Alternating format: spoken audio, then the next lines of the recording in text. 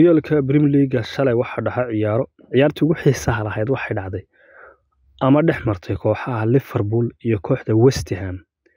Ciyaartan waxa la filayay in kooxda Liverpool ay ku soo noqoto jawigii guulaha isla markaasna ay sii wadato hase yeeshee waxaad moodaa kooxda inuu ku soo baxay daalkii uu tababaruhu hore u sheegay oo aniga lafteeda ayaa maskaxda ka daalay.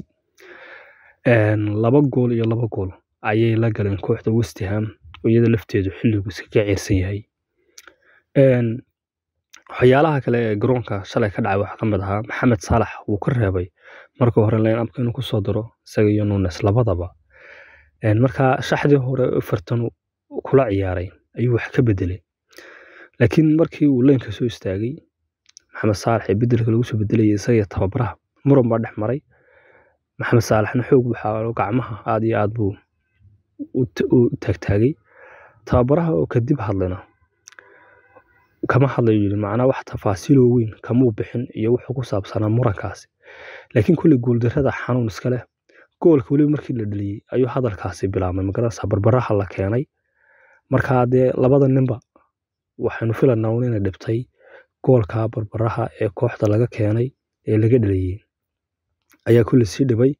marka gool darrada iyo shalay barbaraha ay galeen ee labada ayaa laga wada xanaaqay oo de kulli marka kooxdaada laga badiyay marka hore horyaalkaad ku halgamisay marka 2 cisho lagu qabto ee maalin lagu qabto de waad ka xanaaqaysaa. marka dareenkaadu gool darrada ayuunba kulli saameeyay filanaa in kubadda hadii aynu eegno waxa maamulaysa kooxda Liverpool oo 70% ayay haysatay.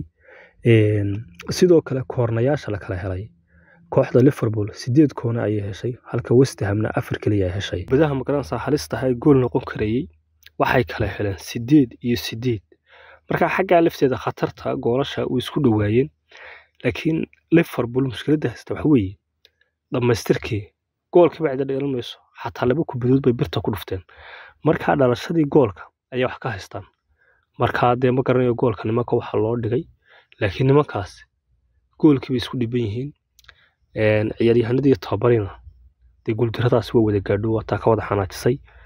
marka Liverpool inkastoo ay weli horyaalka ay de fursad hayaan haddana laakiin iyaga uu fursad Arsenal iyo Man City way ka fursad yihiin guuleysiga horyaalka. galabta waxa jira ciyaar xiiso leh oo dhaxaysa kooxaha Arsenal iyo Tottenham waa ciyaar derbi ah laakiin kulamadii hore ay soo ciyaarayeen gacanta sare waxa lahayd kooxda Arsenal.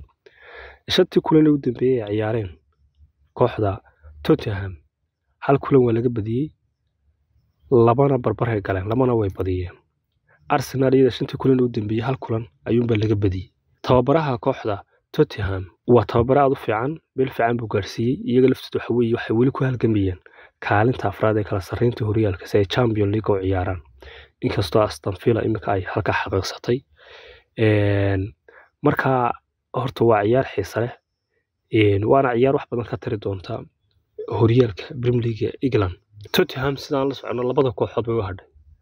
kooxdan Man City wala ciyaari doontaa maxaan ku raadey Arsenal galabta ayay bilansay yihiin. sidaanu sheegnay waa kulan xiiso leh kala sareynta horyaalka iyo in hore loo sii socdana mid go'aaminaya.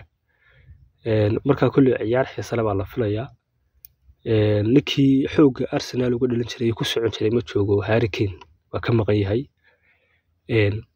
Arsenalna kulamadii u dambeeyay ilaa 2024 intuu bilaabmay goolasha ugu badnaa iyo goolihii ugu badnaa ee Premier League ayay gaadhay dhibicii ugu badnaa bay qaadatay. bal marka galabtana halka waxa ay kala tagto waynu eegi doonaa.